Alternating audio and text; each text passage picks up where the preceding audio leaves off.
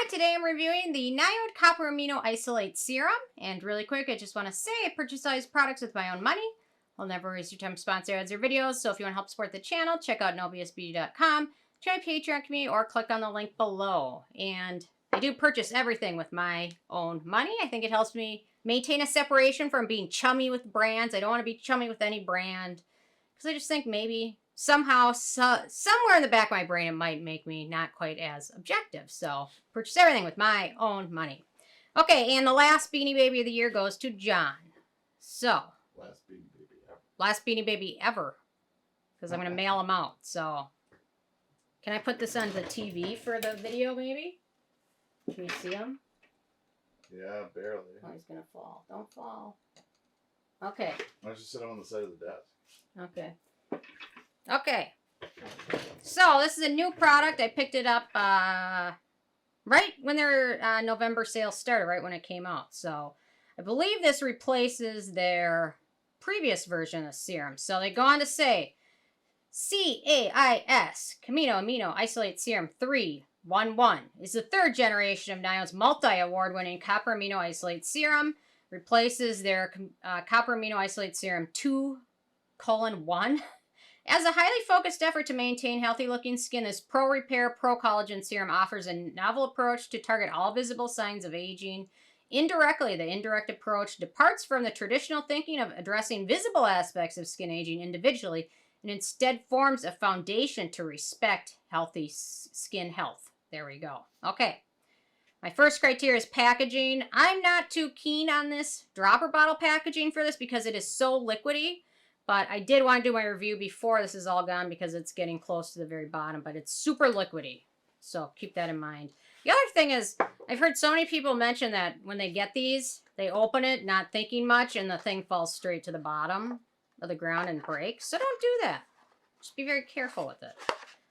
Yeah, so in my opinion, you have to take the dropper and apply it to the areas of your face you want to dispense it. Don't put it on your hands first because you'll lose some of it. In terms of denatured alcohol, there's none of that. There's also no fragrance. It does have a slight, like, earthy scent to it. Very, very slight, but I didn't hardly notice it. The manufacturing location for this one is Canada, so no issues with that. So ease of use, so they recommend using it AM and PM. Personally, I don't. I typically have been using this only in my evening routine. So, because typically copper peptides can be kind of fussy. A lot of the time, I slowed down my use of a lot of copper peptide products just because of how fussy it was and some certain ingredients it doesn't play with. L-ascorbic acid can be one of them, so keep that in mind. So I recommend using it to face AM and PM. Also, if you do that, this bottle will be gone before you know it. So you're almost going to have to at least pick up a couple bottles when they're expensive. So as a first step after cleaning, I recommend that right after cleaning, or if you use a toner, use it after that. The texture of it is so light. You'll see now why. I mean, it literally is water. So it will go fast. So you're certainly going to want to put it up to your face and then squeeze the dropper where you want to apply it on your face to not lose some of it. Especially when it's so expensive, you don't want to waste even a drop of it. So it's got water texture, absorbs pretty quickly, plays well with other products, no issues with that. Yeah, so I've only been using it once a day.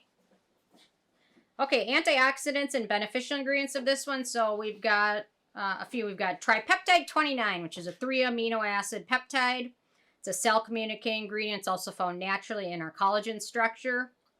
Then we've got copper tripeptide, cell communicating ingredient, a soothing ingredient, antioxidant, wound healing properties, can help with scar tissue, stimulating potential collagen growth.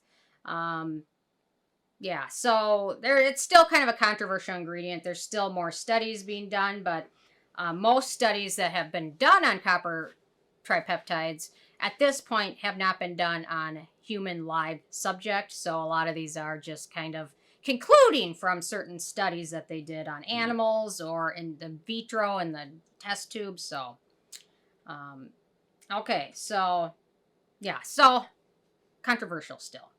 Okay, then we've got Tripeptide One, cell communicating ingredient. It's the same peptide that can be found in Matrixyl 3000. But Matrixyl 3000 also has palmitic acid attached to it and makes it oil soluble and skin penetratable. Okay, then we've got Myristoyl nonapeptide 3, which is also known as retinopeptide 189. Can we have more complicated, hard to pronounce names? I guess retinopeptide is not that hard to pronounce, except for me.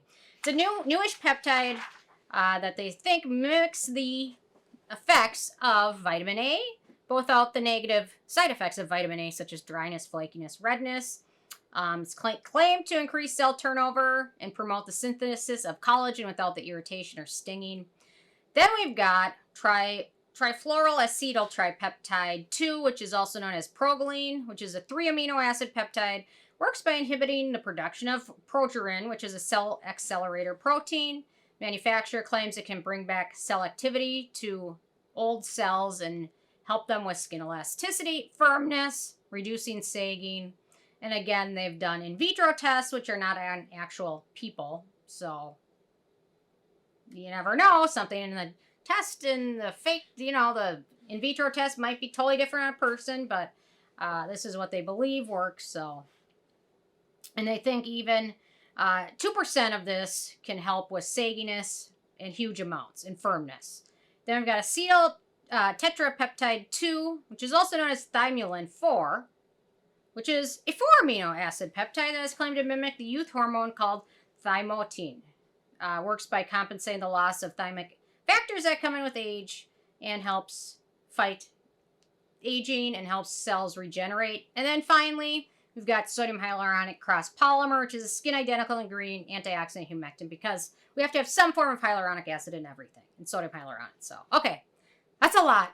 So we've got a lot of good peptides in here, copper peptides, things that there still needs to be more research on. There's still a large group of people that don't believe peptides penetrate the skin or do much. But I kind of do think that the peptides help, because I've just noticed from using peptide products that my skin starts to look more youthful, fine lines and wrinkles diminish a bit. And I'll get to the performance in a second. So in terms of animal testing, it's vegan, it's cruelty-free, it's also nut-free, and I think it's gluten-free as well. Performance, so I've been using this now once a day for about 6 weeks. The bottle's about empty, so I want to make sure I reviewed it while I still had a little bit to show you how beautifully blue it is. So I do notice an improvement in fine lines and wrinkles.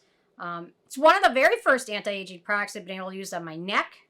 And I do think it's helped a bit with wrinkles on my neck. Not a whole ton, because obviously every neck still has wrinkles in it. But I do think it's helped a bit. And the nice thing is it's not super irritating, because my neck is super sensitive, even to certain moisturizers. And I was able to use this on my neck, which was really nice. So I do think it's helped with fine lines and wrinkles. I can't necessarily quantify exactly how much. And I started using tretinoin a couple months ago. So there's always that maybe some of the effects were from the tretinoin, not from this. But anyway, I do think it's helped with my neck. And then the other nice thing is there's no acneogenic ingredients of note, so it's very friendly for acne-prone skin. The price is a bit of a bummer. So this is the 15 milliliter size. It's $60. I got it during their November sale. It's still expensive.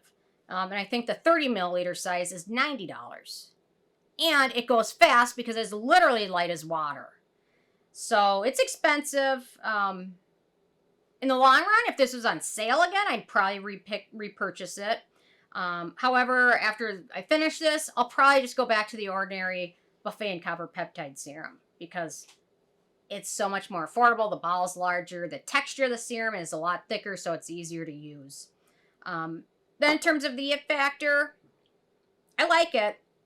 There are two things that stop me from loving this. I like this. There are two things that get in my way. First, the texture allows us to go fast, and two, it's friggin' expensive. So I get very hesitant to totally recommend somebody something that's so expensive when there's a lot of other products that have some similarities to it that are like half the price, such as the ordinary buffet copper peptides. So it's expensive and lightweight texture. So With a 10 being a perfect score, I gave this one an 8.